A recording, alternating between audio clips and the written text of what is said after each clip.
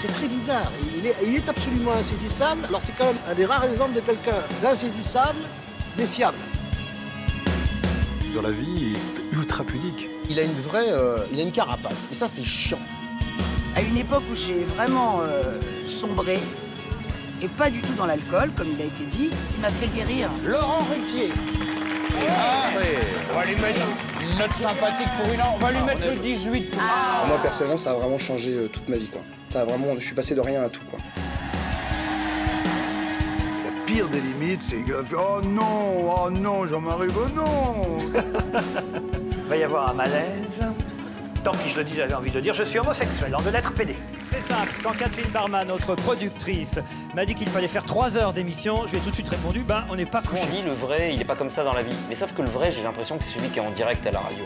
Ça fait, je sais pas, 15 ans peut-être que je le connais, mais finalement, je le connais autant que les premières fois où je l'ai vu.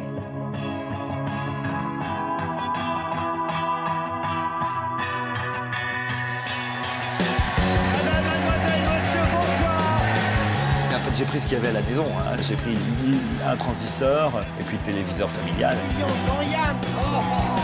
On a dit aussi que je n'étais pas fait pour faire de la télé. Bien assuré pour la première fois à la télévision. À partir du moment où j'ai fait ce coming out, je crois, j'ai été différent. Et c'est vous qui faites de la discrimination. En fait, j'avais créé ma radio imaginaire. Au fond, je croyais être fou. Mais j'ai eu un drame sentimental à ce moment-là. C'était fait divers. C'est comme un vrai journal. S'ouvrir aux autres et parler aux autres, et donc aux téléspectateurs, il ne faut pas se mentir à soi-même.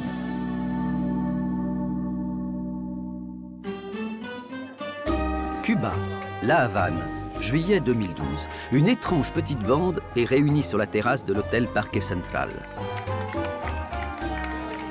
La responsable de ce regroupement bigarré, c'est elle, Claude Sarraute, dont on fête ce soir-là le 85e anniversaire. Mais le coupable, c'est lui, Laurent Ruquier, qui a pris l'initiative d'inviter pour l'occasion une trentaine de ses proches. Christophe Beaugrand à côté d'Annie Lemoine. Raphaël Desraillis à côté d'Annie Lefebvre. Daniel Evenou, Pierre Bénichou. Christine Bravo, elle est où Christine? Elle fait chier Christine Bravo. Sylvie Boulet à côté de Christine. Julie à Laurent, côté de Stevie. je participe à ces émissions depuis 18 ans. Et je ne compte plus les soirées, les week-ends, les vacances que nous avons passées ensemble. Mais ce soir-là, je me souviens de ce que je me suis dit. Qu'il restait peut-être aussi énigmatique pour moi que pour les millions de ceux qui ne le connaissent que par médias interposés.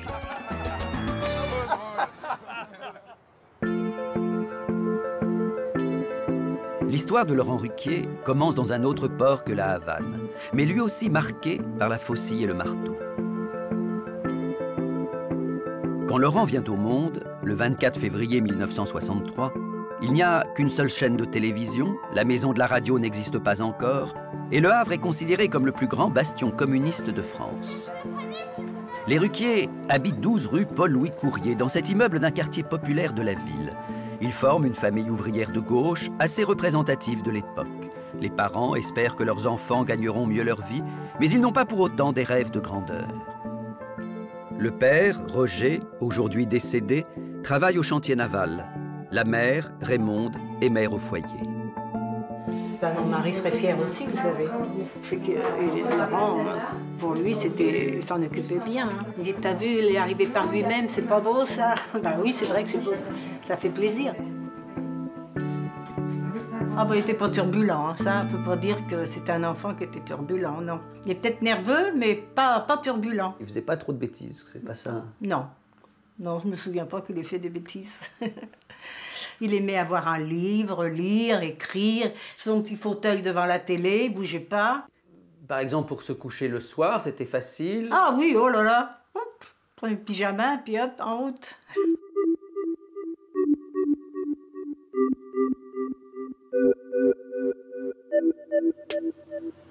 Le Havre est né de la mer et les chantiers font partie de son histoire. Ses portiques coupent l'horizon, ses sirènes rythment les heures et le lancement de chaque nouveau bateau est l'occasion pour toute la ville de faire la fête. Ces ouvriers, comme le père de Laurent, appartiennent à la mythologie du Havre. Bah oui, avant 7 heures, elle était partie. Le chantier de Normandie, c'était pas à côté, hein, c'était loin. Et là, elle est en vélo au départ. Et alors donc, il rentrait à quelle heure le soir? Ça dépendait de où il était, sur quel bateau. Si c'était fini, il pouvait rentrer, mettons, à 5 heures, si vous voulez. Et puis, si c'était pas fini, il rentrait qu'à 7 heures. Il y avait pas d'heure. Fallait que je mette la soupe de côté. Hein. Et il faisait des heures supplémentaires? Oh bah oui, oh bah oui. Il passait des nuits. Parce qu'il y avait un bateau qui arrivait, alors il fallait qu'il y ait des gars qui soient là. Ils disaient, mais moi j'y serai, hein. Allez hop, et il gagnait plus d'argent, bien sûr. Il le faisait aussi pour les enfants. Hein. Il m'appelait ou il venait, puis il reprenait un casse-croûte pour repartir. Il était très courageux, son père. Et je crois que Laurent tient. Il est courageux aussi. Des fois, il est fatigué, mais je dis, arrête un petit peu quand même. Ah mais non, il faut que je reparte. C'est plus fort que lui, quoi. Votre mari ou vous avez pensé que Laurent, un jour, serait lui aussi ouvrier?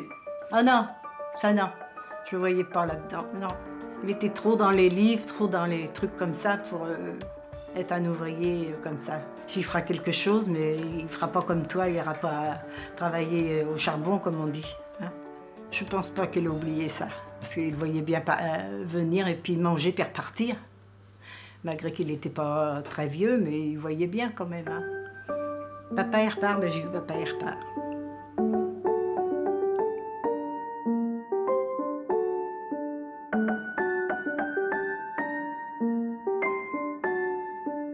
Alors ça, vraiment, ça c'est très marquant parce qu'effectivement, c'est quelqu'un qui allait... je lui reprochais même, moi, parfois. Il avait travaillé la nuit, elle a raison, ma mère, et il repartait. Et je lui disais, mais pourquoi tu... C'est la question qu'on me pose en fait parfois aujourd'hui, pourquoi tu fais ça? Bon, lui, il avait une bonne raison. En même temps, c'était pour gagner de l'argent et nourrir ses enfants. Mais je pense aussi que c'était dans sa façon de fonctionner. C'est pour ça qu'il était de gauche, mais en même temps, il ne voulait pas, comment dire, décevoir ses patrons. Ça, c'était vraiment quelque chose de très important pour lui. Il voulait vraiment toujours être l'ouvrier modèle. De gauche, mais modèle. Voilà, ça, et mon frère, un de mes frères qui a travaillé avec lui au chantier de Normandie, mon frère Alain, il lui reprochait à mon père d'être trop du côté des patrons. Voilà, mais c'était peut-être son ambition, tout simplement, aussi, de bien travailler pour pouvoir progresser et mieux gagner sa vie. Enfant, tu avais le sentiment que ta famille avait un niveau de vie modeste? Non, je crois pas que quand j'étais petit, j'avais ce sentiment-là. Avec le recul, évidemment, après, on se dit oui. Mon père était en cyclomoteur alors que tous mes copains, même d'école ou d'immeuble, avaient une voiture. Donc je voyais bien qu'on était plutôt plus modeste que la moyenne des gens modestes, je dirais. Mais j'en souffrais pas spécialement. Mes parents étaient plutôt... Voilà, ils me donnaient ce qu'on appelait un prêt à l'époque, un peu d'argent pour acheter mon Spirou pif. Voilà, mais... Oui, je manquais parfois peut-être d'aller au cinéma, des choses comme ça. Ça, je voyais bien qu'on n'était pas, par rapport à d'autres, j'allais pas souvent au cinéma ou au spectacle. C'était un événement que d'aller... Mais ça, je l'ai retenu d'ailleurs, parce que je sais encore que c'est vrai aujourd'hui pour beaucoup de gens d'aller au théâtre. Je sais que c'est parfois pour les gens quelque chose qui arrive une fois dans une vie ou une fois dans l'année même. Mais pour nous, ça nous paraît commun aujourd'hui. Mais oui, tout ça, j'ai retenu tout ça, évidemment.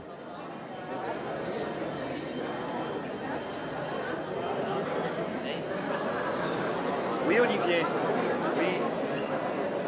Alors, je vous dis à vous chercher dehors tout de suite. Au théâtre du Châtelet, où jouait ce soir-là Gaspard Proust, dont il est le producteur, à la télévision, à la radio, Laurent est aujourd'hui comme un poisson dans l'eau. Monsieur de Kersauzon, oui. Un exploit, monsieur de Kersauzon va au spectacle.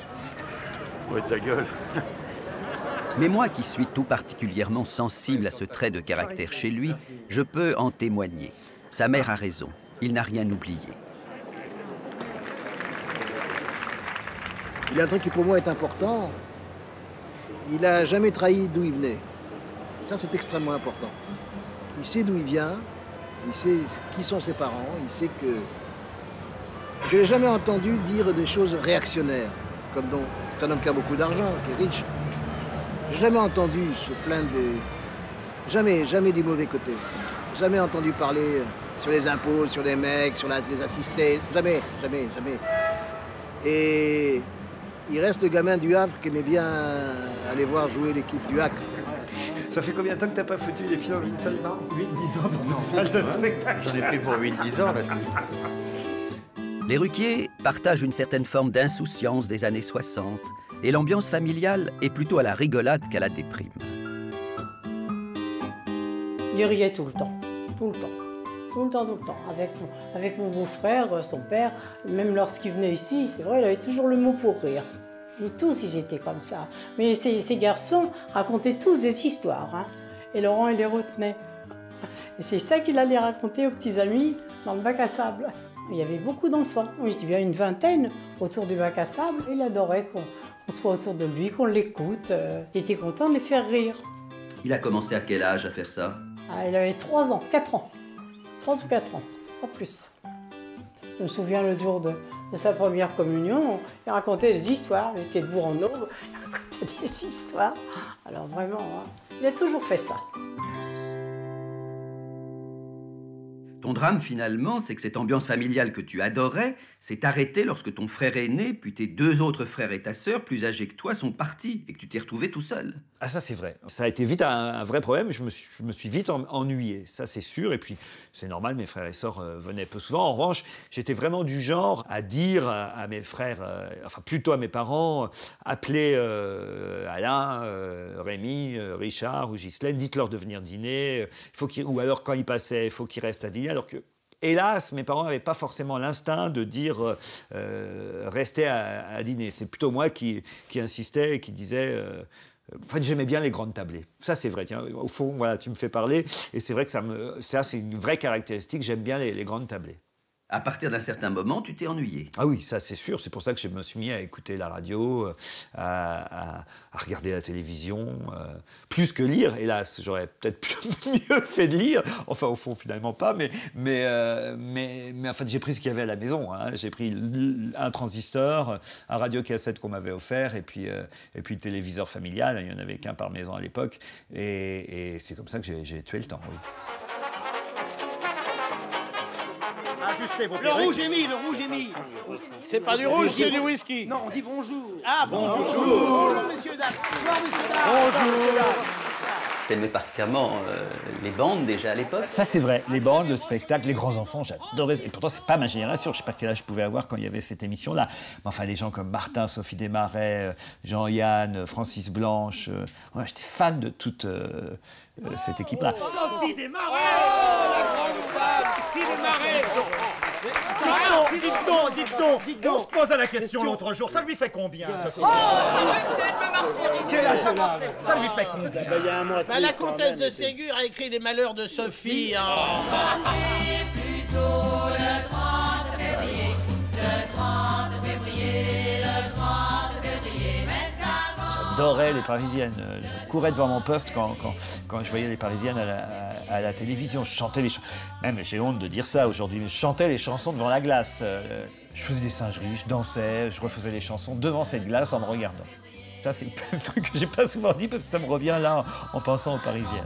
Le 30 février, ce n'est pas la peine d'y penser. C'est justement à propos de ce pain que je vais vous proposer le premier jeu. Vous devez trouver une expression comprenant le mot pain et répondant à ma définition. J'adorais cette émission. Je commence par vous, Michel Denaria, la Suisse. C'était le midi, ça passait. C'est bien fait pour vous. Hein? C'est bien fait pour vous. C'est bien fait pour vous. Eh bien, c'est bon pour votre pain. Non, c'est le pain béni. Vous êtes puni et privé de dîner. Vous êtes au pain noir. Au pain sec. Pain sec. Non, rallumez vite. Victor Hugo. Il y a du travail en perspective, Monaco. Ah, vous allez prendre 2 pains sur la gueule. Lui, il me faisait beaucoup rire. Je vois même encore. Jean Valton, c'était vraiment le mec qui me faisait le plus rire. Oui, c'est votre côté gorille qui ressort. C'est du pain sur la planche. Travail en perspective. C'est vraiment des émissions devant lesquelles je courais vers midi et demi. C'était... Et j'adorais parce que ça jouait avec les mots. Lui, il plaisantait. C'était vraiment le plus rigolo de tous. Et j'adorais ça. Cuit. Oui. Je suis désolé, c'est gazouillis. Il n'y a pas meilleure expression finalement que celle que, je ne sais pas si c'est lui qui l'a inventée, mais qu'a inventé Arthur quand il parle des enfants de la télé. Au fond, c'est ça. Je suis un véritable enfant de la télé et ceux qui passaient à la télé étaient ma deuxième famille, comme beaucoup, j'imagine, de gens de ma génération à cette époque. Et c'est vrai que tous ces gens qui faisaient rire et qui étaient en bande m'attiraient plus particulièrement. Mais c'est rigolo de revoir tous ces gens. Au collège, puis au lycée, la passion médiatique de Laurent ne passe pas inaperçue. Ses profs, comme ses copains, s'en amusent. C'est plus proche d'une œuvre de chansonnier que des lettres persanes, mais c'est amusant parfois, peut-on lire sur l'une de ses copies de 3e. Et un autre prof, d'écrire 2 ans plus tard, un devoir de français de première, ce n'est pas une émission d'Europe numéro 1. Parallèlement, à l'école, dès la seconde, j'avais créé un petit journal. Puis voilà, je découpais des photos, je faisais des jeux de mots à la con. Et surtout, je balançais des vannes sur les autres élèves et sur les profs. C'est ça qui faisait marrer, évidemment, toute la classe. Pas toujours certains élèves qui étaient victimes de mes méchancetés ou de mes mots, mes bons mots ou vilains mots. Et il fallait surtout pas que les profs tombent dessus. La légende veut qu'à cette époque-là, disons vers 14 ans, tu réalisais en quelque sorte tes propres émissions. Et oui, ça, c'est pas une légende, c'est la vérité. C'est terrible, j'ai honte. Aujourd'hui, j'ai plus honte, puisque j'ai la chance de les avoir réalisés en vrai. Mais quand je faisais ça, je faisais ça, mais vraiment en secret. Je racontais ça à personne, parce que j'avais bien le sentiment qu'il y avait quelque chose qui n'était pas normal de faire ça, que c'était pour moi une sorte de dérèglement, que j'étais fou. Au fond, je croyais être fou, vraiment. Parce que c'est pas logique de faire ça, d'écrire sur des cahiers. Il y a quelque chose oui. Si on m'avait découvert, on m'aurait emmené chez Gérard Miller à l'époque. Non mais franchement, parce que je faisais vraiment des programmes avec des petits cahiers, je dessinais les têtes des animateurs, j'inventais des émissions, heure par heure, je savais ce qu'il y avait. En fait, j'avais créé ma radio imaginaire. Mais voilà, mais ça m'occupait, certainement, ça faisait travailler mon imaginaire, ça m'a aussi, je pense, donné, je crois, une vraie connaissance de ce métier. Parce qu'évidemment, avant de le faire, je le faisais déjà. Vous avez le bonjour, non pas d'Alfred, mais de Laurent Ruquier.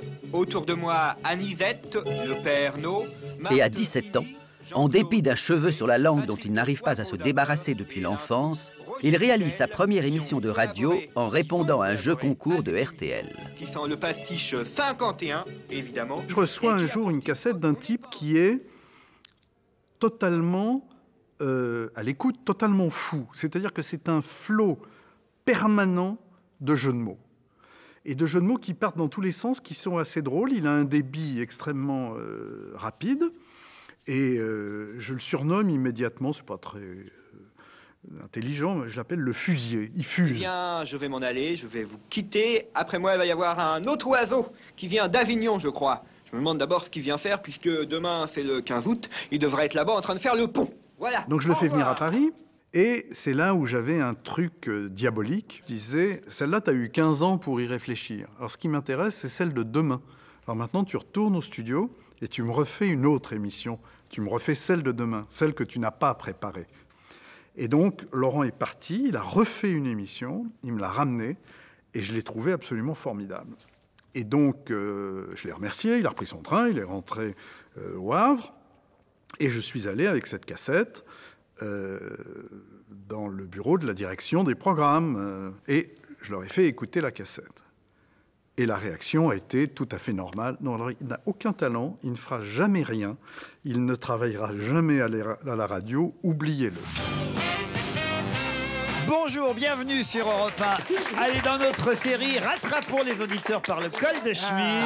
Ah, ça, c'est pas mal à essayer. C'est quelqu'un qui s'appelle Germain, qui habite Najac, dans l'Aveyron. Je vous dépeins le client, 1m85, 95 kg, plein de cambouis sur les mains et un caractère de cochon. Ouh là là là là là là. C'est pour nous. Le pronostic quelque peu erroné des dirigeants de RTL peut bien sûr faire sourire aujourd'hui. Mais il est loin d'être le seul que Laurent entend à cette époque et dans les années qui suivent. À cause de son cheveu sur la langue, de sa voix bizarrement perchée, de son humour à géométrie variable, Laurent essuie nombre d'autres rebuffades, mais il persévère et finit par trouver au Havre une première radio libre, Radio Force 7, puis une seconde, Radio Porte Océane, qui l'accueille sur leurs ondes comme animateur bénévole. Surveillant au lycée François Ier, étudiant en administration économique et sociale, Laurent n'en est pas moins perplexe sur son avenir. D'autant plus perplexe d'ailleurs qu'une échéance inquiétante approche, le service militaire. Pour moi, c'était une angoisse, l'armée. Ça a toujours été une angoisse. me retrouver dans une caserne avec d'autres garçons, j'imagine. Ça, c'est avec le recul que je dis ça, mais je pense que c'est vraiment ça qui m'angoissait. Le fait que j'ai entendu pendant toute mon enfance, ça, c'était plutôt mon père qui était sûrement pas adroit dans ce cas-là, qui disait à la famille, en parlant de moi, « Ah, il va en baver quand il sera à l'armée. Ah, ce sera dur pour lui, l'armée. » Et donc, je m'étais fait une image de l'armée vraiment, mais terrible, quoi.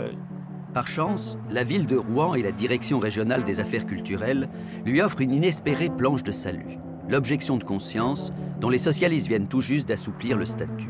C'est par peur que j'ai fait objecteur de conscience, c'est pas du tout par pacifisme ou je ne sais quelle idée utopique, c'est par lâcheté, soyons clairs et francs.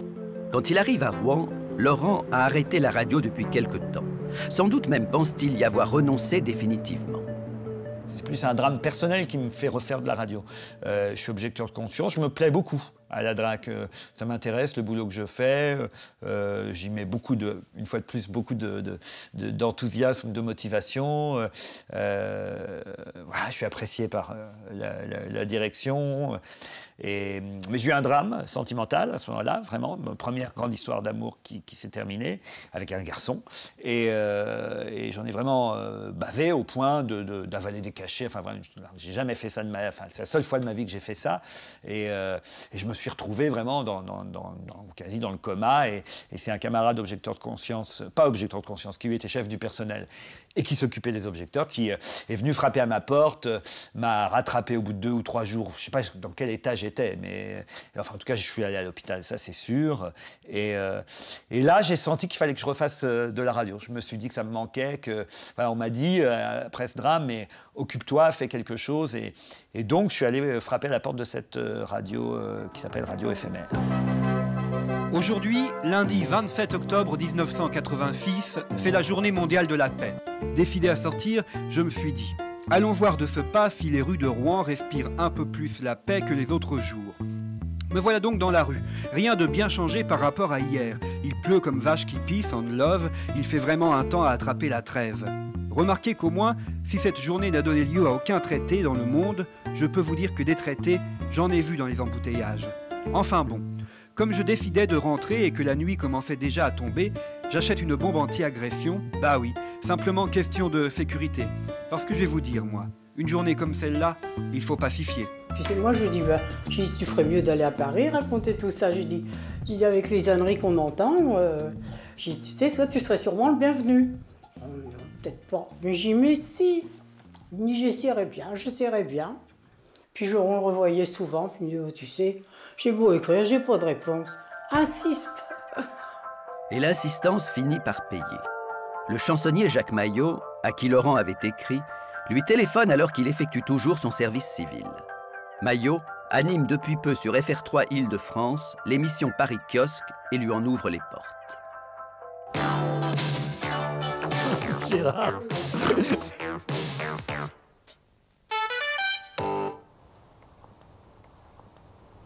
Une nouvelle race de drogués est née. Ceux qui se shootent au yaourt. On les appelle les témoins de chez Nova. J'avais pas encore fait mes débuts sur scène, donc c'est vraiment... Là, en fait, c'est très mauvais. Après, c'est la scène qui m'a fait comprendre la différence entre un bon jeu de mots avec une idée, contrairement à une succession de jeux de mots pourris sur un... Enfin voilà, j'ai appris, mais c'est la scène qui m'a fait apprendre. Là, je sais même pas comment Jacques Maillot a pu me laisser faire ça. Si par manque de peau, ils ne sont pas acceptés dans notre pays, ils parlent de partir pour la Bulgarie.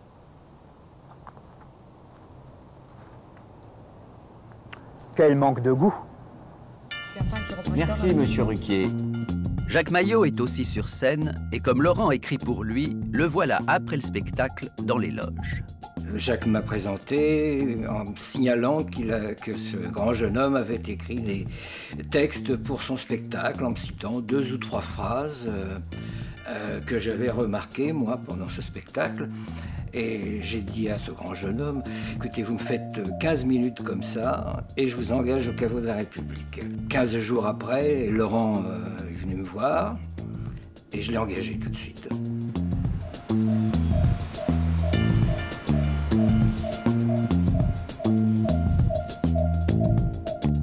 crois que Laurent ne connaissait pas très bien les chansonniers. Je crois qu'il connaissait peut-être plus les humoristes comme Pierre Doris, qui était son maître. Il aimait provoquer.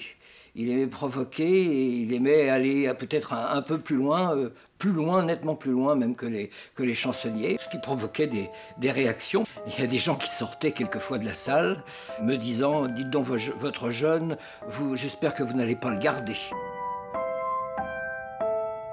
Grâce au caveau de la République, Laurent progresse dans la carrière et rencontre deux autres bonnes étoiles, Jean Amadou et Maryse, qui sont à Europe numéro 1. On avait besoin pas de petits sketchs, mais de petits dialogues comme ça. Et il nous a écrit des petits dialogues qui étaient déjà très... Enfin, il n'y avait aucune correction. Et Jean, qui était quelqu'un de très cultivé, qui savait écrire, n'a jamais corrigé quoi que ce soit avec Laurent, même dès le début. Il avait quand même un drôle de look, non, à l'époque? Physiquement, oui. Il y avait un petit côté gauche comme ça, même dans la façon de s'habiller. Il arrivait du Havre, quoi. Ça se voyait un peu pour une Parisienne que je suis. Il n'y avait pas grand-chose à faire, il avait juste besoin d'être un petit peu guidé, quoi. Et notamment se débarrasser de la moustache. Oh là, ça c'était une horreur, ça. Alors là, le paillasson, c'était même pas... On peut pas appeler ça une moustache, hein. C'était un paillasson. C'était épais, il n'avait plus de bouche. C'était pas beau du tout. À Europe numéro 1, Laurent finit par passer à l'antenne, brièvement mais régulièrement, et même si ses prestations ne sont guère remarquées, il commence à exister dans le métier. Laurent Ruquier. Ah bah c'est un nouveau.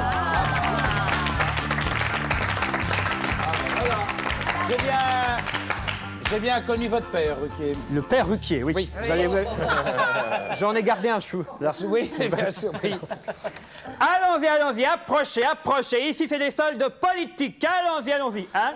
C'est pas mal, le Fabius. Il y a 3 ans, ça se vendait bien. Là, maintenant, ça reste en rayon. Bon.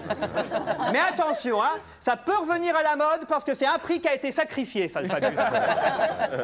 Ah, là, l'article un peu défraîchi. C'est du Lajoigny, ça, madame. Je fais 70% sur le Lajoigny. Jamais un tel score il n'a obtenu, je vais vous dire. Hein? Ah, bah oui, attention, ça, évidemment, ça va pas avec tout. Le rouge, ça va pas avec tout. Par contre, si vous me prenez le Lajoigny, je vous donne un Krasuki en prime. Hein? Vous en voulez pas de mon Krasuki? Je vous le donne! N'insistez pas, je vous le donne! On veut s'en débarrasser, oui alors? Ouais, bon, c'est sympathique. Ah oui. Pour une entrée. Ah oui. Ah ouais. Une entrée. Ah oui. Hein? On va lui mettre une note sympathique pour une entrée. On va lui mettre le 18 pour... Attention, hein. C'est parce que c'est l'entrée. Hein. On n'est pas pour le fer rouge à la première punition, non? Non. C'est après qu'on découvre les plaisirs de la classe. Un peu de scène, un peu de radio, un peu de télé, notamment avec Jacques Martin, et pour la première fois, une attachée de presse qui, elle aussi, débute dans le métier. Bah, tout de suite, en fin de compte, ça a tout de suite pris. J'ai tout de suite eu beaucoup de choses, donc, dont la première, qui est un souvenir, c'était la page de VSD, le déjeuner de Paul Vermus. Et je me souviens qu'on s'était préparé comme si on allait à un déjeuner très important. Donc lui s'était acheté un costume, moi une jupe et des chaussures. Pour nous, c'était énorme d'aller à ce déjeuner. C'était un peu comme en province, on s'était fait beau.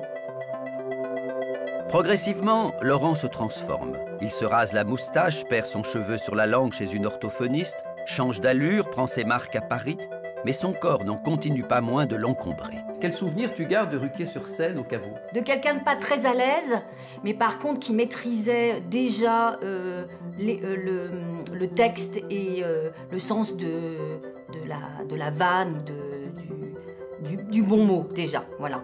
Après, il était peut-être pas encore très à l'aise avec son corps. Il s'aimait pas, il avait du mal à se regarder. Oui, il avait du mal à se regarder, à s'aimer, à s'accepter en photo. Toi qui l'as accompagné pendant si longtemps en tournée, tu dirais qu'il a progressé au cours des années? Je crois que ça reste toujours son problème. Alors je ne sais pas ce que la scène ou la télé lui apporte, il doit être en lutte avec ça, parce que c'est vrai qu'il est toujours... physiquement, on le voit encore, il est toujours... oui, il n'est pas à l'aise avec son corps, il est assez rigide. Pour se mouvoir, en tout cas sur une scène, ou dans la vie d'ailleurs, il est assez maladroit, il n'est pas... Et progresser, je crois pas, je l'ai pas vu progresser vraiment. Il est salaud quand même. Laurent, il te fait jamais la bise, sauf pour un anniversaire ou... Il n'a pas de contact, il répugne au contact physique. Alors nous, en les amitiés, on se fait des papouilles toute la journée, les acteurs. On s'embrasse, et mon chéri, et ma soeur, on se prend par les épaules, etc. Et Laurent, c'est non. Catherine Deneuve est un peu comme ça. Ça, c'est tout à fait vrai. Oui, on n'embrasse pas, moi j'embrasse tout le monde, sauf Laurent Ruquier. Absolument horreur qu'on l'embrasse. Hein, presque même, t'as l'impression qu'il te prend la main avec le... Tu vois? Il est sportif quand même. Oui. Ah oui, oui. C'est-à-dire que oui, il est très mal à l'aise dans son corps, mais il en prend soin. Il court beaucoup. Il court beaucoup, il fait du squash, il nage, enfin, il va dans l'eau, il fait des allers-retours. Nager, c'est peut-être un mot un peu fort pour lui. Laurent qui nage, c'est... Laurent qui nage, c'est un moment assez joli à voir. C'est entre le chien et la grenouille qui se noie. Non, il nage beaucoup, mais mal. Salaud. Ils n'ont pas tort. Hein. Non, quand même, j'ai fait des progrès. Ils exagèrent un peu. J'ai fait des progrès. Mais c'est vrai que c'est le sport qui m'a... On dit souvent pourquoi il y a eu une telle transformation physique. Alors, c'est sûr, il y a l'argent, les vêtements, tout ça, ça fait beaucoup dans le look, ça c'est certain. Mais il y a aussi le sport. Ça, c'est sûr que je me suis mis au sport tardivement, très tardivement, à l'âge de 30 ans. Ça va faire maintenant, donc bientôt 20 ans. Et c'est vrai que ça a tout changé, le fait de courir. Le premier qui m'a fait faire du sport, c'est un garçon qui s'appelle François Pirette, avec qui je travaillais à Rien à cirer à France Inter, qui courait, qui était très sportif. Et comme j'étais amoureux, je l'ai suivi et j'ai couru. Mais oui, je suis maladroit, je suis gauche. Elle a raison, Marie, je suis gauche, toujours. Mais le sport m'a aidé. J'ai fait beaucoup de progrès quand même, Charles, même pour nager. La vie de Laurent est ponctuée de ce que d'aucuns pourraient considérer comme des coups de tête. À plusieurs reprises, en effet, le plus souvent contre l'avis général, il a pris des décisions que les mieux intentionnés de ses proches lui déconseillaient. Ainsi commençait-il à prendre pied à Europe 1 quand il fit sécession en 1990 pour rejoindre l'équipe du Vrai Faux Journal de Claude Villers à France Inter. On était tous débutants, hein. Mais alors lui, quand même, il avait déjà cet esprit rapide, cette vivacité incroyable, cette faculté de faire des jeux de mots, de jouer avec les mots, les idées, les gens aussi, une grande mémoire de tout ce qu'a fait chacun politiquement, etc. Et ça c'était tout de suite évident qu'il était hors norme. Et alors, ce qui était extraordinaire, c'est que, quelle que soit l'heure à laquelle on arrivait, Laurent était déjà là, et il avait déjà lu les journaux, et il avait déjà stabiloté les journaux. Et alors, t'arrivais à 7h ou à 6h30, il était déjà là. On avait l'impression qu'il avait dormi là. C'était peut-être vrai, je sais pas. Je connaissais pas assez à l'époque.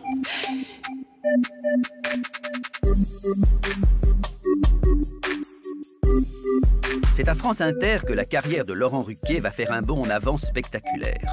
Remarqué par Pierre Bouteiller, qui dirigeait alors les programmes, Laurent se retrouve pour la première fois sur une radio nationale à la tête de sa propre émission Rien à cirer. Ça avance pas, je le cite, il y en a après cette semaine, la politique du symbole agitatoire de Balladur. Qu'est-ce que ça veut dire, Michel Rocard? Je crois que c'est clair. C'est la politique du symbole agitatoire. Il y avait un ton qui était moderne, qui était virulent et en même temps bon enfant. Il y avait une équipe de gens très différents qui étaient tous assez attachants, qui avaient tous des personnalités très fortes. Quelqu'un comme Andrew Manoff et Patrick Fonte, c'était deux mondes totalement opposés et en même temps ça collait bien et c'était intelligent de mélanger les genres. Il a toujours fait ça. L'époque de Rien à cirer, moi je démarrais à l'époque, pour un humoriste, c'est du pain béni. C'était ce que tout le monde rêvait à l'époque, c'était une émission qui était écoutée, adulée, mais même encore maintenant. Il y a des gens qui viennent me voir en spectacle, plein, c'est des gens de cette époque-là, quoi. On faisait des tournées dans des zéniths. À un moment, ça avait un tel succès, on partait le dimanche et on allait jouer dans des salles immenses. Bon, c'était très impressionnant. Moi, je débutais un peu dans le métier, je me retrouvais devant 3000 personnes. C'était complètement fou, quoi. Et tous ces gens étaient fans, mais fans, ils nous adoraient, c'était incroyable. Et on sortait de là, mais on était les Beatles. Ils nous couraient après, ils couraient derrière la bagnole, c'était incroyable. Mais quand on avait passé le coin de la rue et qu'on allait boire un pot au café du coin, plus personne nous reconnaissait. C'était complètement fou. C'était des gloires comme ça, instantanées, disons.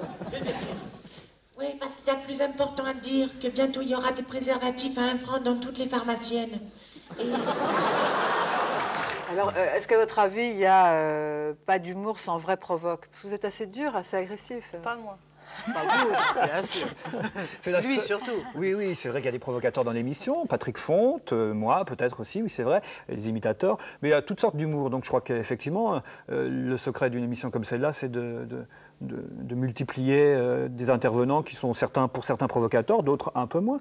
Mais c'est vrai que maintenant, l'humour doit être un peu plus violent, autrement on est répétitif. Il y a des limites que vous ne franchissez jamais? Non, enfin, on fait attention. Le lendemain du suicide de Pierre Bérégovoy, évidemment, on n'a pas dit un mot là-dessus. Je crois qu'il y a aussi une décence, mais autrement des limites. Donc, on en a parlé 3 semaines plus tard, quoi. La limite, c'est le temps. Et vous en avez parlé de quelle façon? Oh, ouais, je vous dis. Non. Vous voulez que je sois censuré sur TF1?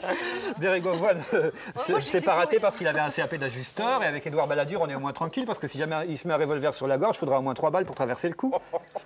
Est-ce qu'à l'époque, tu dirais que vous étiez tous plus virulents que vous ne l'êtes aujourd'hui? Ah, c'est clair, oui, tous beaucoup plus virulents. Je pense que d'ailleurs, Laurent ne serait pas d'accord avec ça. Parce que j'en ai déjà parlé avec lui, mais on était tous beaucoup plus virulents. Oui. Et lui le premier.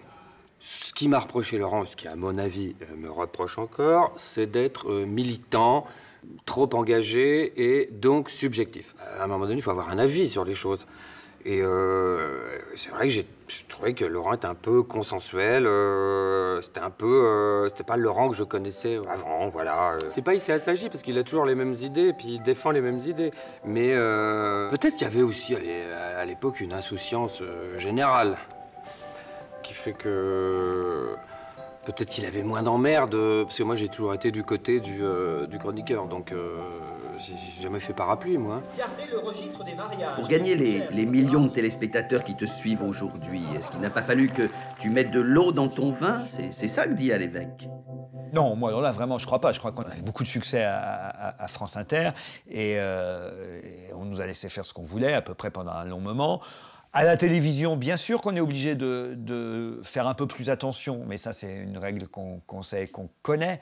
Mais moi j'ai quand même le sentiment d'avoir pu continuer à vanner et à dire ce que je voulais. De toute façon, Christophe à l'évêque ou Patrick Fonte à l'époque ou d'autres étaient plus violents que moi déjà dans l'émission. J'ai toujours eu un rôle de médiateur, quoi. Là où en revanche Christophe à l'évêque a raison, c'est que bien sûr on s'assagit avec l'âge.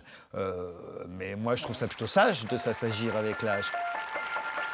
Cela dit, et même à l'époque où à l'évêque le voyait plus virulent, il y a toujours eu chez Laurent une retenue, une réserve, une pondération qui contraste avec son exposition médiatique et qui intrigue. Au début, Laurent, c'est quelqu'un de timide, il faut savoir. Il n'est pas facile d'approche non plus.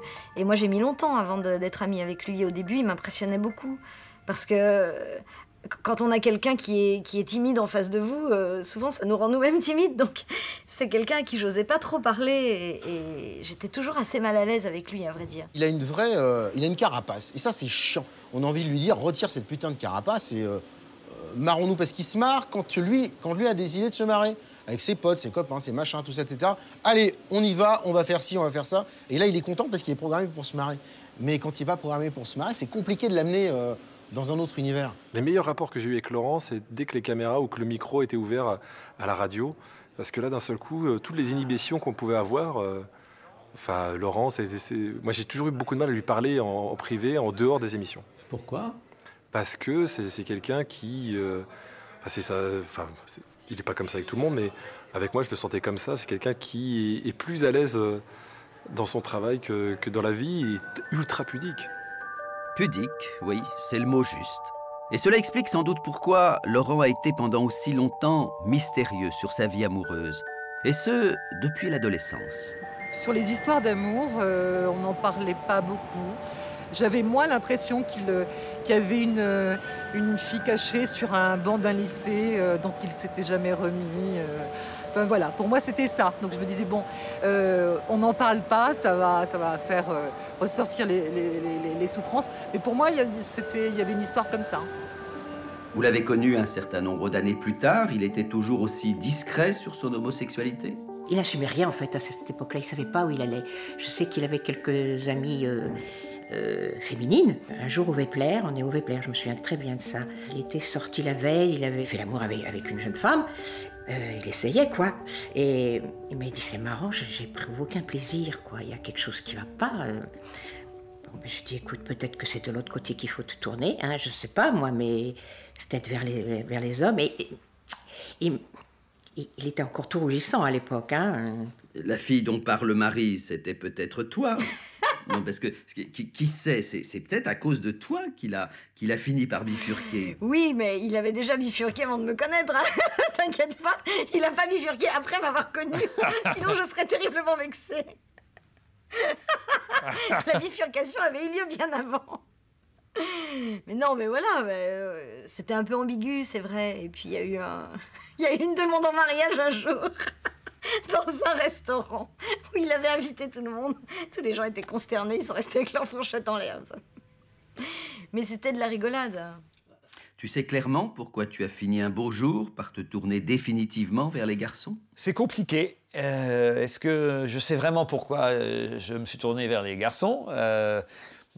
Il y a plein de raisons, je pense. C'est un petit cocktail qu'il faut agiter, mais il n'y a pas, je pense, une raison plus qu'une autre. C'est un cocktail de raisons. Je pense, j'ai pas souvenir gamin avoir, enfin, en tout cas, m'être rendu compte d'être attiré par les garçons très, très, très tôt. Peut-être aussi tout simplement parce que je ne pouvais pas imaginer que ce soit possible. Et parce que je ne savais pas ce que c'était que l'homosexualité, parce que je ne savais même pas que ça existait peut-être quand j'étais adolescent. Non mais vraiment, je dis ça, je suis sérieux. Et donc j'allais naturellement vers les filles. Mais je ne me sentais pas comme les autres garçons, ça c'est vrai. J'admirais les autres garçons et je trouvais que c'était des mecs et pas moi. Voilà. Et donc, à partir de là, j'étais évidemment complexé vis-à-vis des filles. Bien sûr que je pense que j'étais déjà homo, mais je ne le savais pas, je ne le voyais pas. Et dans un premier temps, j'ai donc pensé, mais c'est sur une des raisons, que c'était par dépit que j'étais allé vers les garçons plutôt que... C'est un mélange de tout ça. Voilà. Je pense que c'est un mélange de tout ça qui fait qu'au fond, après, j'ai trouvé ma voie. Mais c'est pas si simple. J'avoue que c'est ici, en poursuivant la réalisation de ce documentaire sur Laurent, que j'ai compris pour la première fois quelque chose qui m'avait jusque-là échappé. J'avais fait rechercher des archives sur ces 2 premières expériences télé et je me demandais en les revoyant pourquoi elles avaient toutes les 2, à des degrés divers, raté. Madame Chantal Goya. En 1994, sur France 2, Laurent regroupe l'ensemble de ses chroniqueurs pour une émission quotidienne avec un objectif clair, dynamiter l'audience. Chantal, en tout cas, une chose est sûre, nous, pendant votre traversée du désert, car il y a eu traversée du désert. Ah oui, avec Ali Baba, les 40 voleurs. On vous a jamais abandonné. On a toujours continué à dire des conneries sur vous. Mais c'est ça. C'est vrai, hein? Moi, je me souviens, je disais, Chantal Goya, c'est la seule chanteuse qui a toujours confondu manger la banane par les debout et manger debout par la banane. Mais l'expérience fait long feu et disparaît des écrans. Un an plus tard, en 1995, rebelote, sur TF1 cette fois.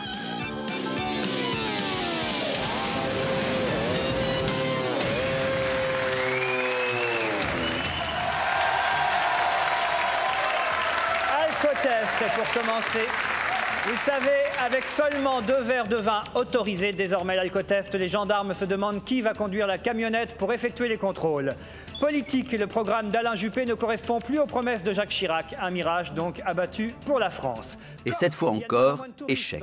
Ou plutôt, catastrophe industrielle. 5 jours à l'antenne, pas un de plus. Record absolu de toute l'histoire de la télévision française. Je pensais que mon physique n'était pas forcément adapté. On me l'a dit aussi que je n'étais pas fait pour faire de la télé, ma voix, Et au final, je me suis aperçu que tout ça, ça comptait pas. Il suffisait d'avoir confiance en soi. Ça, c'est une leçon attiré. Je pense aussi que le fait d'avoir fait mon coming out a été une étape majeure dans ma façon d'être à la télévision. Parce que on n'est jamais mieux à l'écran que quand on est à l'aise dans ses baskets et en accord avec soi-même.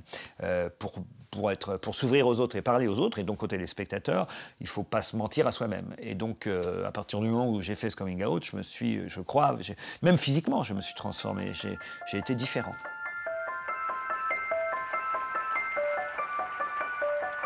C'est ça que je n'avais pas compris.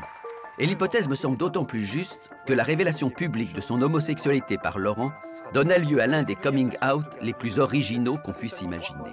Un sketch comique et devant ses parents, avec qui il n'avait jamais parlé de son orientation sexuelle et qui apprennent ce jour-là, officiellement, que leur fils est gay.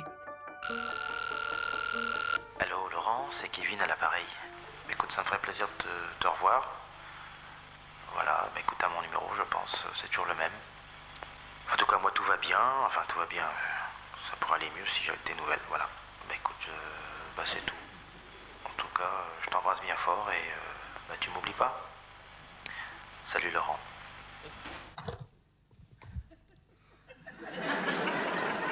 Vous avez entendu? Bon.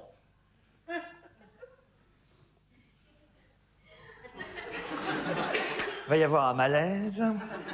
Tant pis, je le dis, j'avais envie de le dire. Je suis homosexuel, en 2 lettres PD.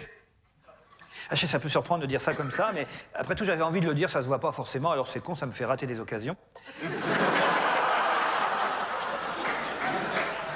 Bon, je sens une sorte de malaise, une interrogation dans la salle. Est-ce vrai? Si c'est vrai, dans quelle catégorie est-il? Phoque, PD, tante, folle, auto-reverse. Phoque, j'aime pas. Je vous dis tout de suite, si c'est pour être récupéré par Brigitte Bardot, non merci. PD, oui. FN, non. PD est plus rigolo, même si c'est galvaudé aujourd'hui. On traite tout le monde de PD, hein. Même ceux qui ne le sont pas. J'ai entendu l'autre jour dans la rue un jeune dire à un autre jeune « Oh, t'es qu'un PD, toi. Si jamais tu me touches, je t'encule. »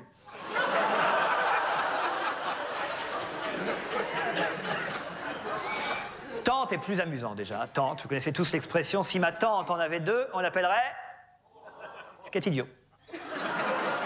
Bah oui, c'est plutôt si mon oncle en avait 4 qu'on l'appellerait une tante.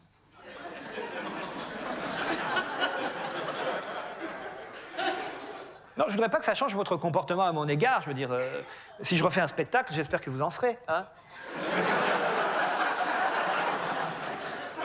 En tout cas, ne dites rien à mes parents, surtout, hein, parce qu'ils viennent demain, je voudrais leur faire la surprise moi-même. Puis si vous n'aviez pas envie de savoir tout ça, bah dites-vous que tout ça n'était qu'un sketch.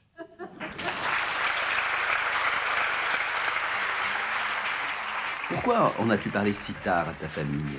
Il fallait que je le sache moi-même avant de pouvoir le dire aux autres.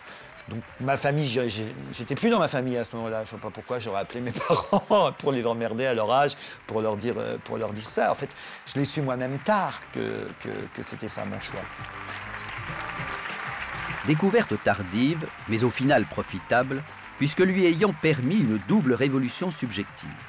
S'affirmer à la fin des années 90 comme l'un des humoristes et des animateurs les plus doués de sa génération et s'engager peu après dans une vie de couple à ciel ouvert qui se prolonge maintenant depuis plus de 10 ans avec le même compagnon. Je monte. Oh là là.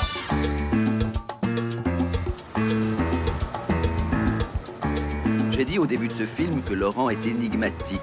Pour toi, il est limpide? Je pense pouvoir le saisir plus que les autres parce que je vis avec lui, que je suis avec lui dans l'intimité. Et heureusement que j'ai ça qui n'appartient qu'à moi, justement de pouvoir, je pense, mine de rien, le connaître un peu mieux que les autres, sur certains points en tout cas.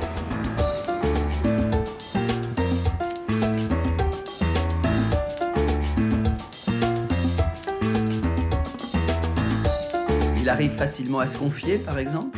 On a beaucoup évolué par rapport à ça, mais on revient de loin. Et oui, de toute façon, il est comme ça. Je pense que c'est pas quelqu'un qui se livre facilement, qui aime parler de lui, de son intimité. C'est vrai que c'est quelque chose qui a évolué. Et au début, c'était pas gagné. Franchement, c'était difficile Il fallait vraiment creuser pour obtenir des infos et qu'il se livre un petit peu, quoi.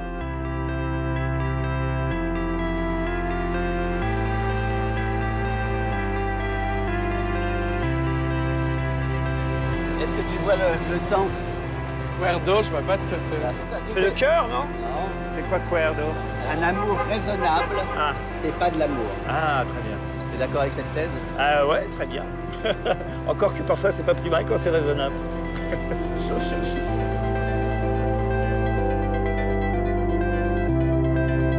Ah tiens, je vais appeler Vermus. Bon alors Paul, Vermus, tu as un challenge, c'est de trouver un avion pour nous rejoindre dans la journée ou demain matin ou plus tard et de passer la soirée avec nous. Demain, ce serait trop rigolo. Autrement, tu seras privé de cigares. Quand on vit avec Laurent, on vit en partie avec ses amis. Tu n'as pas le sentiment qu'il t'a imposé sa bande? Ce qui était difficile pour moi au début, c'était de le partager avec tout le monde. J'avais l'impression de jamais l'avoir vraiment pour moi tout seul. J'avais du mal à gérer ça, mais maintenant c'est quelque chose que j'ai appris à très bien gérer. Et, ses amis sont devenus mes amis, donc maintenant c'est plus du tout un problème.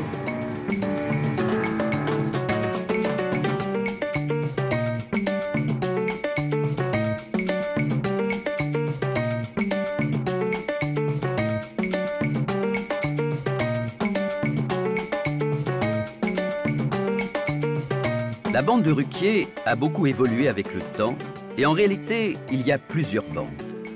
La bande de Rien à cirer de ses autres émissions de France Inter, celle d'On va se gêner quand Laurent quitte France Inter pour Europe 1, ou encore celle d'On a tout essayé quand il rejoint France 2 après avoir goûté à Canal+ avec Marc-Olivier Fogiel.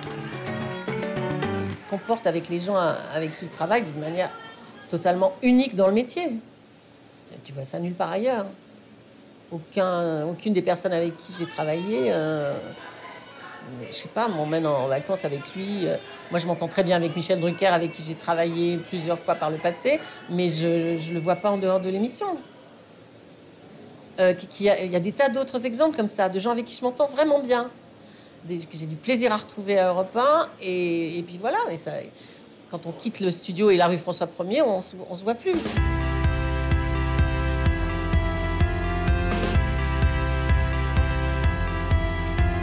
La bande à Ruquier, ni tout à fait la même, ni tout à fait une autre, avec ses anciens, ses petits nouveaux, ses réguliers, ses occasionnels, et ses piliers qui, comme dans les bistrots, réussissent à ne pas décoller du comptoir. Il y a beaucoup de travail sur elle ou pas? Non, je plaisante. Oh, quand elle va arriver ce coin, faut plus maquiller ou pas? Je reconnais que lorsqu'on t'a fait venir dans cette bande, c'était notamment parce qu'on pensait que t'étais plus intello que la moyenne. Non, c'est parce que j'avais l'air plus intello. Dès que je commence à dire que on est camarades dans la vie, tout ça. Hein. Parce que les gens croient qu'on s'aime pas pour de bon. Ouais. Est-ce qu'il t'a dit, toi, dans la bande, tu joueras le rôle de la bourge? Jamais. Ah non, jamais. Il m'a dit, j'aimerais que tu viennes dans l'émission et que tu sois ce que tu es dans la vie de tous les jours. Donc en fait, il avait découvert... Ah bah c'est... Bah oui, excuse-nous, hein, non. On parlait de toi, justement. Encore une affaire d'ESK. Non, on parlait de toi, on disait que tu transformais les gens, mais pas tellement. Ah bon, pourquoi? Ouais, bah, Je laisse tel quel. Oui, voilà. Tu révèles leur bon côté. C'est comme un couple, on prend quelqu'un pour ce qu'il est, donc c'est idiot après de vouloir le changer. Mais exactement. Allez, va travailler. Pas de consigne, et pourtant, dès la première émission de Péri en 2002, comme pour chaque nouveau chroniqueur, le tableau était d'emblée brossé. On a tout essayé. Je vous demande d'accueillir chez vous pour la première fois, chers téléspectateurs de France 2, mademoiselle ou madame, elle va nous le dire, Péri Cochin. Mademoiselle ou madame? Madame. Oh là. Je pense. Madame. On va appeler madame. On va appeler madame. On peut vous présenter peut-être à nos téléspectateurs. Vas-y, lâche-toi. Jean, vous qui la connaissez un peu. Moi, je l'ai rencontré à Stade la première fois. C'était dans un chalet très très agréable où je l'ai connue. Ma mère était bonne chez elle. C'est comme ça que je l'ai connue. Oui. C'est vrai, elle est un peu, comme dirait ma copine Christine Bravo, elle est un peu prout-prout, Péri. Je trouve qu'il y a quelque chose qui est... Bon, moi, qui m'a beaucoup troublée au début quand j'ai commencé à travailler avec Laurent, ça fait déjà 10 ans, mais c'est quelqu'un qui vous engage sans vous dire pourquoi. Alors déjà ça, alors c'est très perturbant parce que c'est une totale liberté et en même temps on se dit mais pourquoi moi? Pourquoi? Qu'est-ce que je suis censée faire? Qu'est-ce que je suis censée dire? Qu'est-ce qu'il attend de moi? Etc. Petite coupe tu dis bien à eux qui ne bougent pas. Ah oui, parce ça, que je suis d'accord. tu les connais. Et toi, qui as rejoint la bande des chroniqueurs radio depuis peu, comment tu as fini par trouver ta place? On voit très vite que les registres sont déjà tous plus ou moins pris. Titoff est là pour faire le faux beauf. Ils ont fait une belle opération, je trouve, marketing. Parce que quand tu achètes le livre, tu as 20% chez Picard, en fait. Pierre Bénichou est là pour se permettre tout ce que les autres n'ont pas le droit de se permettre. Donc lui, c'est un mauvais joueur. J'étais pas là ce jour-là. Vous êtes gentil de me lâcher. Gaspard Proust est là pour faire semblant de ne pas être dans l'émission. Ça vous intéresse pas? Mais qu'est-ce qui t'intéresse? Pourquoi t'es là? Je dirais que le dernier venu dans l'émission, quasiment par soustraction, finit par trouver sa place parce que tous les registres sont déjà pris. Quoi de neuf, Jérôme? Quoi de neuf, Jérôme? Quoi de neuf, Jérôme? Les rôles qui se distribuent dans la bande ne sont pas toujours faciles à vivre. Certains sont manifestement là comme souffre-douleur. Je pourrais pisser dans un violon en chantant l'air de la Wally, ça n'aurait aucune espèce d'influence. Qu'est-ce qu'elle dit? Sur les mauvaises herbes?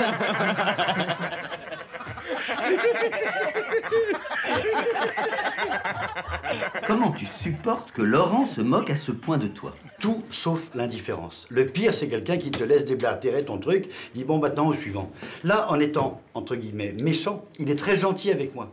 Il est très gentil. Il me donne le mauvais rôle. C'est moi qui suis le pauvre brimé, le mal-aimé, etc. Et mine de rien, je me bats. J'arrive à donner les infos que je voulais donner. Il t'empêche presque de faire ton travail. Presque, mais pas tout à fait.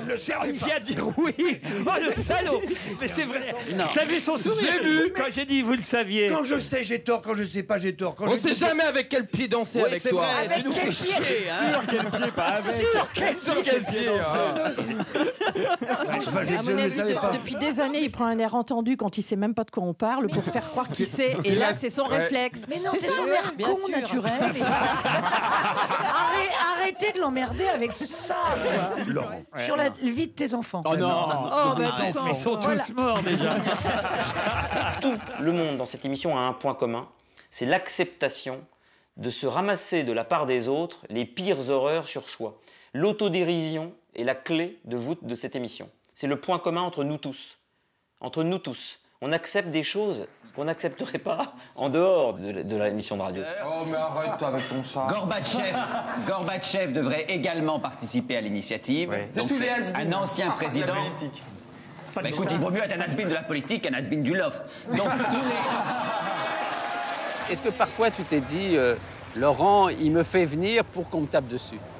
Ah, plein de fois, je me suis dit c'est pas possible. Et des fois je rentrais mais je m'arrachais les cheveux, je pleurais, mais vraiment. Hein. Je voulais pas qu'on ait cette image de quelqu'un, parce qu'au début on a essayé de me faire passer pour un crétin, les gens me pensaient con, mais je suis désolé, à 21 ans on peut pas avoir la connaissance générale d'un Pierre Bénichou, d'une Claude Sarraute ou d'un Gérard Miller. Moi j'ai tout à apprendre. Mais est-ce que tu t'es pas dit par moment si, que, par que moment, Laurent je me était suis dit, cruel, justement? Mais oui, parce que oui, je me suis dit c'est cruel, mais en même temps j'avais pas envie de tricher. Quand je ne savais pas quelque chose, il fallait que je le dise. Attendez, je ne sais pas, expliquez-moi. Alors, Oui. Laurent, il était plutôt du côté de ceux qui te protégeaient ou du côté de ceux qui t'enfonçaient? Ah non, Laurent, il m'a toujours protégé, Laurent.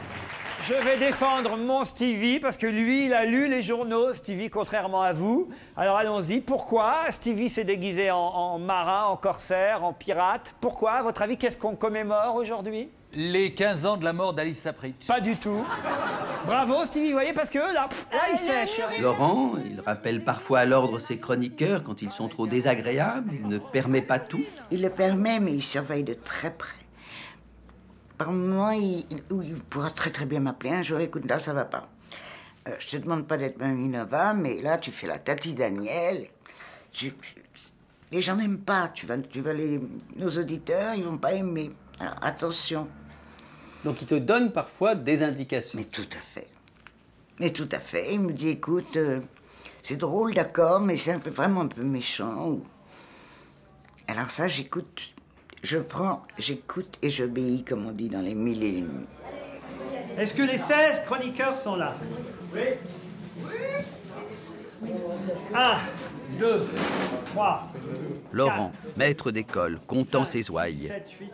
Christine? Oui, écoute, je t'entends. Alors, pour Christine et Perry et... Dans le travail, il est insupportable avec moi. Il est tout le temps en train de m'engueuler, il se met à hurler, moi aussi. On se dit des choses pas très sympathiques. On se parle plus pendant 3 jours. Tu t'engueules souvent avec lui. Parce qu'il veut toujours avoir raison. Et moi aussi. Non mais ça reste vraiment avant tout un divertissement, quoi. Il n'y a pas mort d'homme si on perd, quoi. Donc, non mais... Putain, je m'assois. Non mais faites pas comme... Pour cornaquer autant de monde, on est obligé de devenir un patron? Bien sûr qu'on est obligé de devenir patron, mais c'est pas facile. C'est pas facile parce que c'est pas dans ma nature, effectivement. Et moi, c'est vrai que c'est pas ce qui me plaît le plus, mais je suis bien obligé. On y va. Allez, merci. Bon, d'accord, il fait la loi et ça t'agace, mais quand tu allais très mal, il y a quelques années, il s'est comporté comment avec toi? Inouï. Inouï.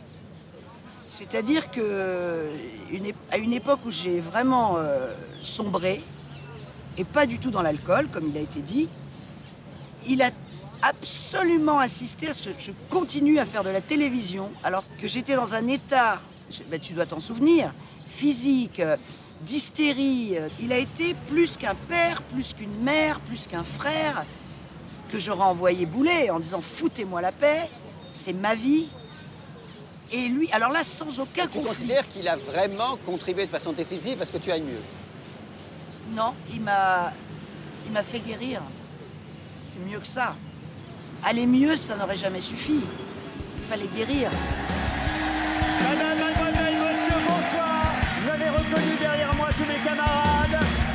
Curieux Laurent, veillant parfois sur ses chroniqueurs comme sur son bien le plus précieux, mais capable dans le même temps de les affubler de déguisements saugrenus et de les faire jouer dans des situations, comment dire, improbables. Jean-Pierre!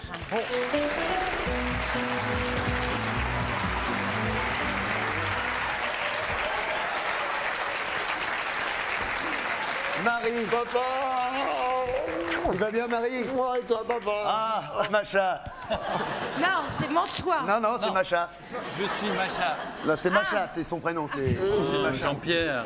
Oh, Macha. Comme c'est bon. Ouais, mais c'est mon doigt, c'est mon doigt. Non, c'est Mansoir. Non, c'est son doigt. Oh là là. C'est son droit. C'est la tuile, hein? Ah non, ça c'est mon toit. En 1944, tu es parti loin de ma vie.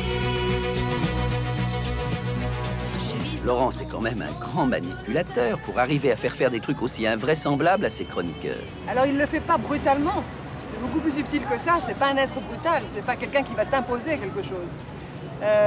C'est quelqu'un qui va éclater de rire et puis t'expliquer pourquoi il faut le faire. Et rire après. Ça se fait vraiment dans le partage, dans le rire, dans la bonne humeur.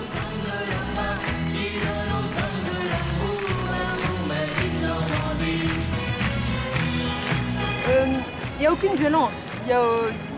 On n'est jamais forcé de faire des choses, bien évidemment. C'est beaucoup plus... peut-être une petite manipulation. Oui, peut-être. Peut-être c'est de l'ordre de la cour de récréation parfois, c'est même pas cap. Et tu réponds si, cap, et tu le fais.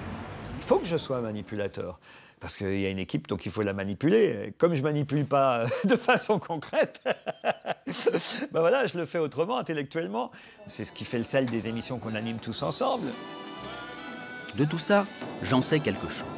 Alors que j'avais toujours dit que jamais je ne monterais sur scène, je me suis retrouvé, à sa demande, jouer sa première pièce au Théâtre des Variétés.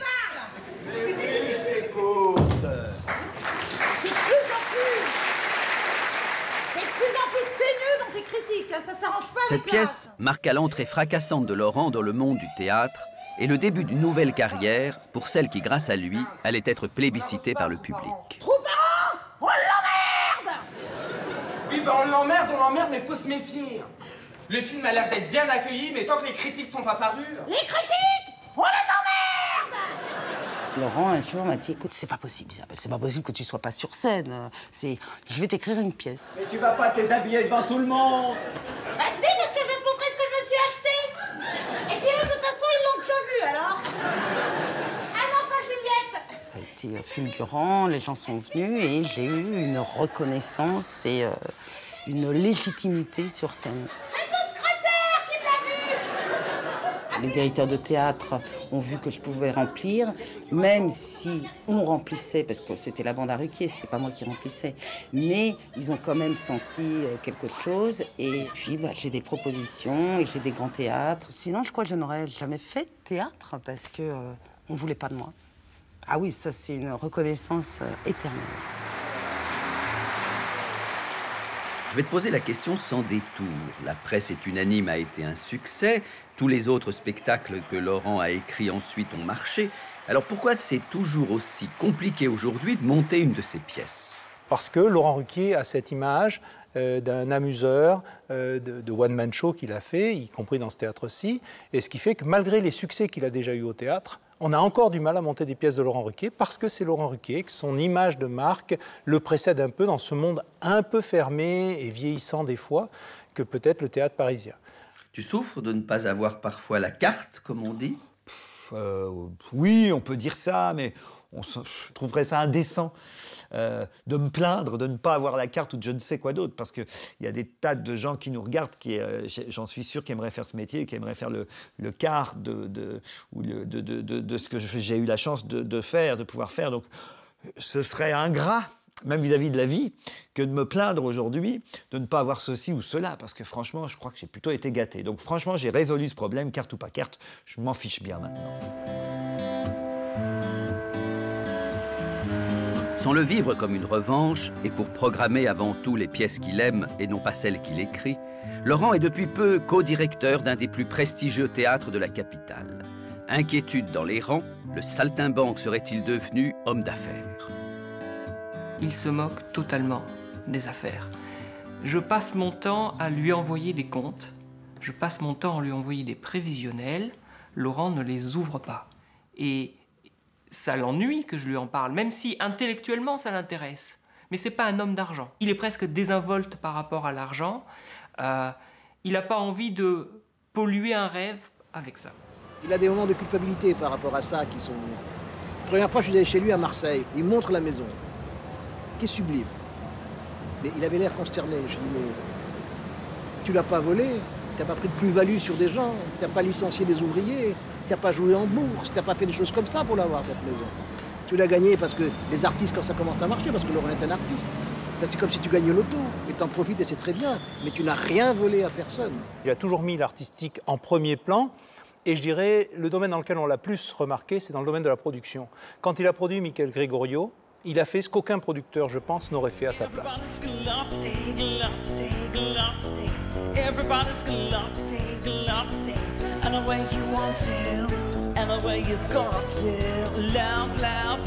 Je me souviens même de certaines réflexions qu'il a pu entendre. Certains lui disaient mais t'es complètement fou, parce que ça coûtait très cher. Les musiciens, fallait les payer, la technique, le son, etc., etc.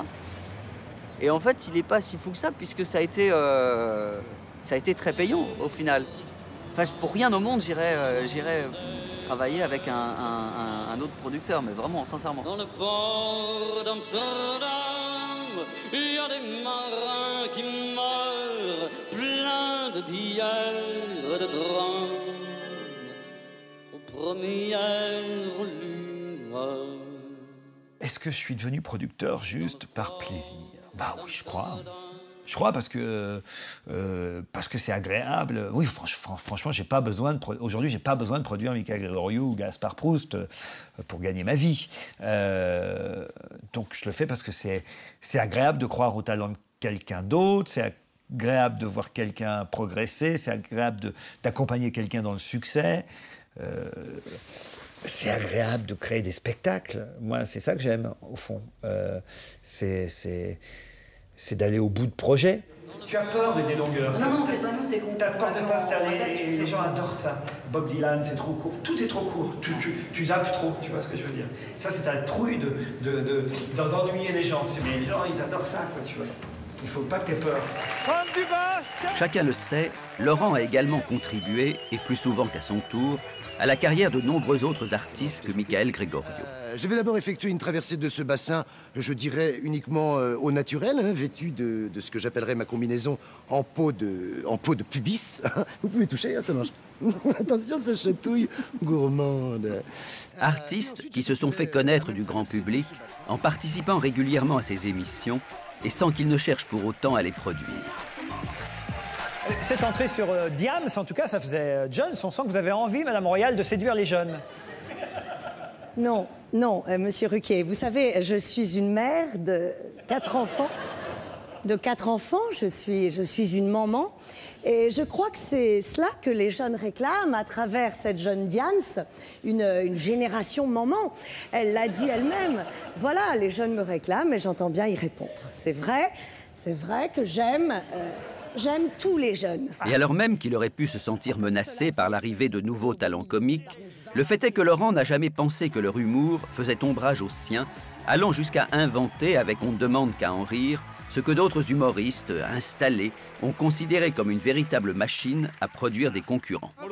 Peut-être quand même repréciser un petit peu le style d'humour par contre. Ouais. Parce qu'il y a encore quand même pas mal de gens qui connaissent pas Arnaud.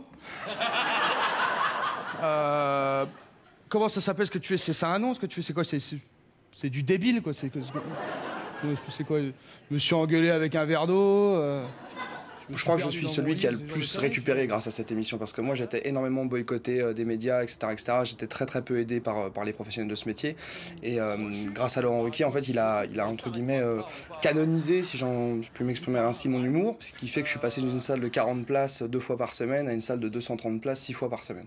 Donc c'est juste, voilà, moi personnellement ça a vraiment changé toute ma vie, quoi. Vraiment. C'est pas exagéré. Ça a vraiment, je suis passé de rien à tout, quoi. Puis toi, ton style, c'est comment? C'est plus de compenser ton manque de confiance en toi et tes lacunes d'auteur en déversant des atrocités sur une société soi-disant injuste qui te rejette, mais sans doute parce que t'es un connard. C'est qui pour toi, Laurent?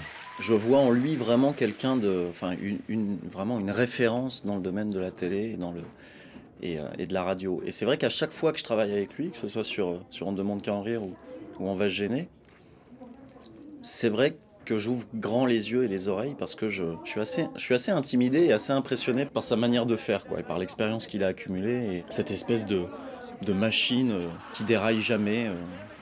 Donc c'est comme ça que je le perçois, comme un guide. Mais c'est Laurent, il fait son boulot, qu'il le fasse bien. Oh ta gueule hein. Tu les aimes manifestement bien, mais tu n'es pas du tout proche des jeunes humoristes dont on ne demande qu'à en rire. Il y a un fossé entre eux et moi. J'ai pas envie de jouer les Jones pour être avec eux. Oui, ça n'a rien à voir avec les autres bandes. Justement, parce que j'ai pas envie pour faire partie de cette bande-là, il faudrait que j'abandonne l'autre bande, celle qui pour moi existe encore, la nôtre, j'ai envie de dire. Et je m'amuse encore trop et suffisamment, et j'ai trop de plaisir et trop de bonheur avec cette bande-là, encore à Europe, au point même, un scoop. Moi, j'aurais envie qu'on refasse On a tout essayé à la télévision. Ça me manque. J'ai envie de refaire avec les gens que j'aime et avec des copains des émissions comme j'en ai fait pendant 7 ou 8 ans à France 2. Monique Pantel, que faut-il aller voir aussi? À chaque nouveau reportage sur Laurent, à chaque nouvel article, on s'émerveille du grand nombre de ses obligés et du petit empire que progressivement il a bâti. On salue alors son emploi du temps de forcené, son acharnement au travail et son inventivité permanente. Tiens, on n'a pas entendu Judith. Judith, là, quelqu'un là. Oui, tout cela peut être dit et redit, et pourtant, pour paraphraser Lacan, il serait bien plus exact de définir Laurent par tout ce qu'il refuse de faire que par ce qu'il fait. Je crois qu'on ne comprend rien à ce qu'il est, si on ne comprend pas que c'est un malin, mais pas un stratège. Avez-vous déjà fait partie de cette émission? Non. Laurent n'est pas à la manœuvre, il n'avance pas de pion. Et surtout, à la différence de la quasi-totalité de ceux qui ont du pouvoir et tiennent à le conserver, il est incapable d'intriguer. Oh, pas par grandeur d'âme, ce n'est pas un saint, mais par inclinaison personnelle. Il ment très mal, les manigances l'ennuient, même cultiver un tant soit peu ses relations professionnelles l'embarrasse. Connaissant Laurent, je suis sûr qu'il n'a jamais cherché, par exemple, à profiter de ton carnet d'adresses. Mais non seulement il n'a jamais cherché à obtenir de moi le contact avec qui que ce soit, mais il n'a même pas cherché à obtenir de contact avec moi. C'est te dire. Oui, mais il a un comportement. Alors, est-ce que je sais pas, il y a peut-être une phobie du social, hein, mais non, je crois pas. J'ai l'impression que c'est un comportement. Enfin, c'est comme ça que j'interprète moi, un comportement éthique, d'autant plus éthique qu'il n'est pas ostentatoire. Il y a une espèce de distance, de distance à l'égard du pouvoir, y compris le pouvoir du patron de la radio à laquelle il appartient. Il cherche pas du tout le contact, il l'évite. C'est très difficile d'entrer en relation avec lui, mais il est comme presque farouche, comme si il y avait quelque chose de salissant, ou en tout cas comme s'il fallait pas se compromettre, protéger sa liberté.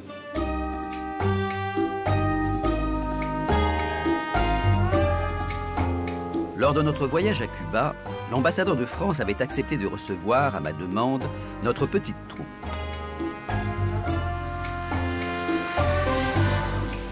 Laurent s'était rendu avec plaisir à la résidence de France pour un verre amical, tout en restant un peu fidèle à lui-même sur son quant à soi. Bonjour, enchanté. Merci. Je t'ai souvent vu un peu mal à l'aise dans les réceptions, dans les soirées. Je vois ça à Paris, quand tu te retrouves avec des gens connus, par exemple. Ça commence à se régler. Je commence à comprendre, mais il a fallu du temps. C'est vrai, je suis encore surpris qu'on me connaisse, oui. Pas le public, mais je parle des gens connus, des personnalités. En fait, j'ai pas l'impression d'être une personnalité comme les autres personnalités. Donc j'ai l'impression que c'est des personnalités et pas moi. Oui, ça reste en moi, ça, de toute façon. En fait, ce qui me surprend toujours, c'est le fait que, sous prétexte qu'on serait connus, on ferait partie d'une même famille. Voilà, c'est ça que j'ai du mal à comprendre encore dans ma tête. Sous prétexte que tu es connu, je suis connu, alors on se rencontre et on se tutoie. Mais pourquoi? Ça, j'ai encore du mal à comprendre ça. Qu'on ne s'y trompe pas. Laurent n'est pas pour autant modeste. En tout cas, je ne l'ai jamais vu douter de son intelligence, de sa capacité à poser les bonnes questions, de son instinct. Mais ce qu'il craint par-dessus tout, c'est d'être illégitime. Bienvenue sur le plateau de Sa Balance à Paris. Quand on lui a proposé, par exemple, de remplacer Michel Field, qu'il savait agrégé de philosophie, pour animer l'émission culturelle de Paris Première, Sa Balance à Paris, il se demanda tout de suite s'il en serait capable, si le monde de la culture ne verrait pas en lui un imposteur. Des films à aller voir, des spectacles aussi, bref, vous allez tout savoir dans un instant. Ce que eux ne savent pas, c'est ceux qui se cachent là peut-être dans les coulisses. Cet homme d'action, homme de télévision saltimbanque est un intellectuel en fait. C'est ça qui me plaît bien en lui. Cette dualité entre... C'est un intello, un mec qui réfléchit, qui se pose des questions. Nous avons des goûts totalement différents. Il aime des musiques de merde, mais en même temps, il est extraordinairement ouvert. Il est ouvert et littérairement, il me bluffe. Il se réécrit, lui, avec une rapidité que je n'ai connue que chez de très grands journalistes, peut-être d'auteurs, mais je connais moins d'auteurs de théâtre que lui.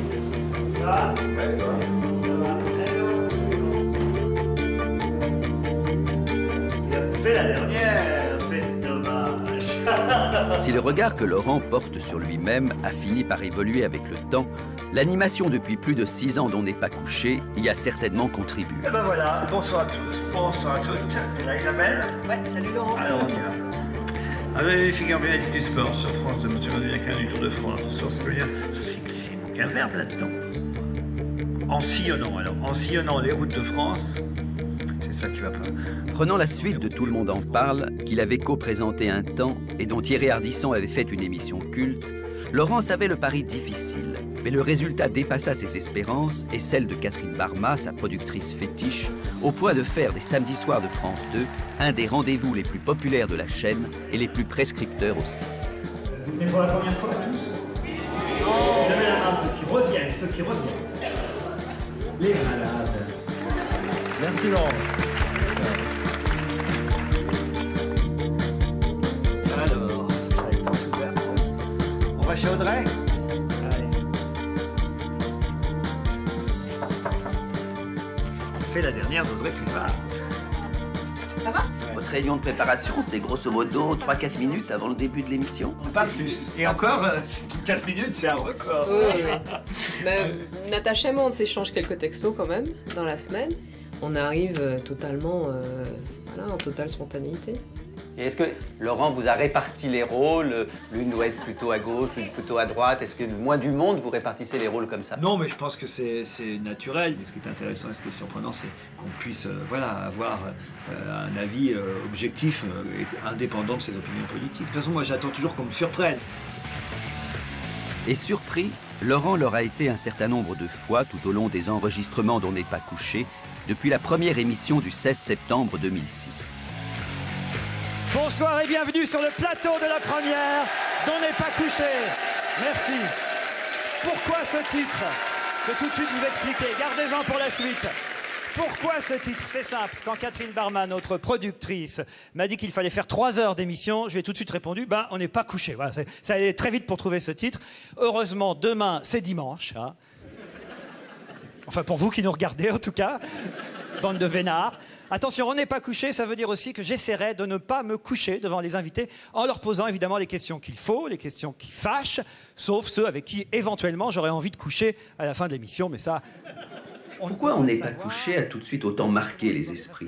C'est l'exposition, ça c'est la chance de ce créneau horaire du samedi soir entre 23h et 2-3h du matin. Ça touche y compris le grand public, ça c'est vrai, mais aussi ceux qui font les médias. Voilà. Et ceux-là, on ne les avait pas à l'époque de On a tout essayé, et pourtant il s'y passait, pour moi, à peu près exactement la même chose. Si vous pouvez me permettre quelque chose, bien sûr. Bernard, je vous laisse parler autant que je laisse parler et que je laisse leur liberté à mes chroniqueurs. Étrange cocktail nocturne où n'ont pas cessé de se mêler la drôlerie, l'information et la culture, et où la polémique fut érigée en art.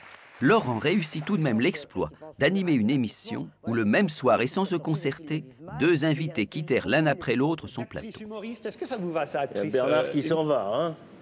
Pourquoi Bernard s'en va? Je vais vous dire pourquoi. Refaire des clichés, comme vous les faites, sur des affaires qui ont 22 ans. Les photos, c'est des trucs d'escrocs, ces machins.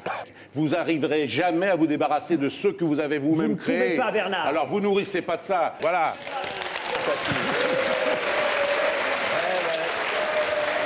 C'est effarant. La télé est devenue tellement anodine qu'on ne peut plus rien dire sans choquer d'une façon... on ne choquait pas comme ça il y a 20 ans, zut.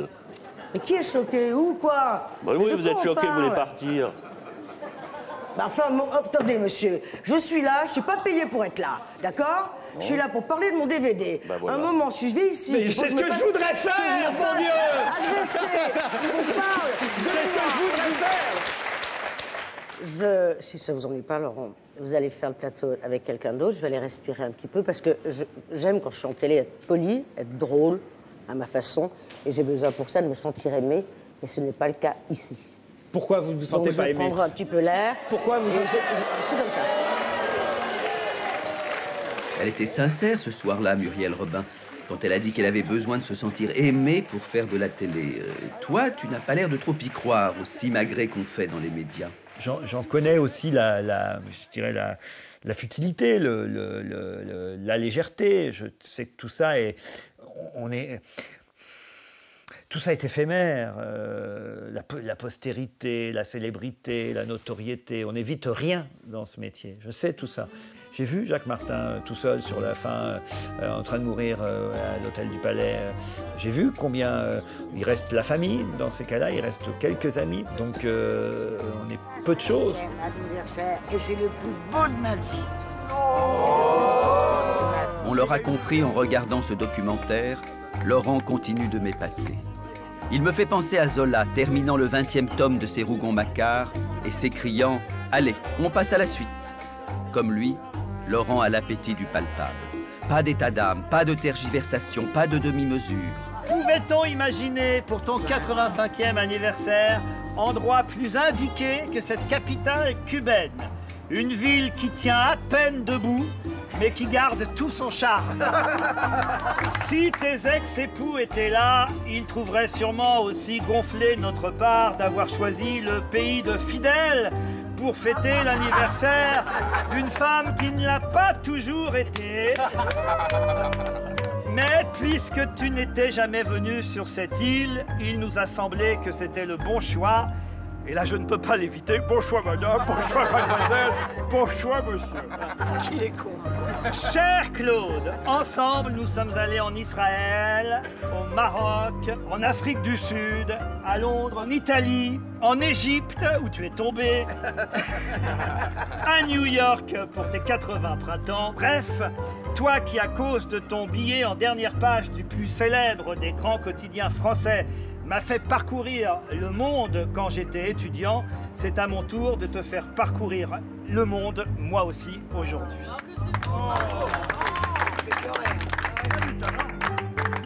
Alors, sur cette terrasse cubaine, avec vue sur le Panthéon local, hein, je n'aurai qu'une phrase. Entre ici, Claude Sarraute. Bon anniversaire, et puisque tu es décidément increvable, Goodyear.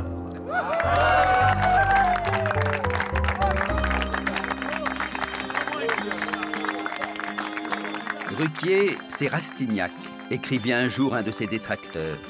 S'il voulait dire un provincial ambitieux et cynique, il avait à la fois tort et raison. Chez Laurent, et depuis Le Havre, l'ambition est là, c'est vrai, mais pas le cynisme justement, et pas la brutalité, l'impudence ou l'immoralité qui l'accompagnent. Depuis que je connais Laurent, je le vois dans un état de qui-vive permanent. Même quand il prépare son coup, il a l'air du direct. Et c'est pourquoi il se censure aussi peu qu'il censure les autres, et que règne dans ses émissions cette formidable liberté que savourent ceux qui, comme moi, y participent. C'est pourquoi aussi on s'amuse autant avec lui, dans cette vie qu'on appelle quotidienne et dont il rêvait, enfant, comme chacun de nous, qu'elle ne soit pas ordinaire.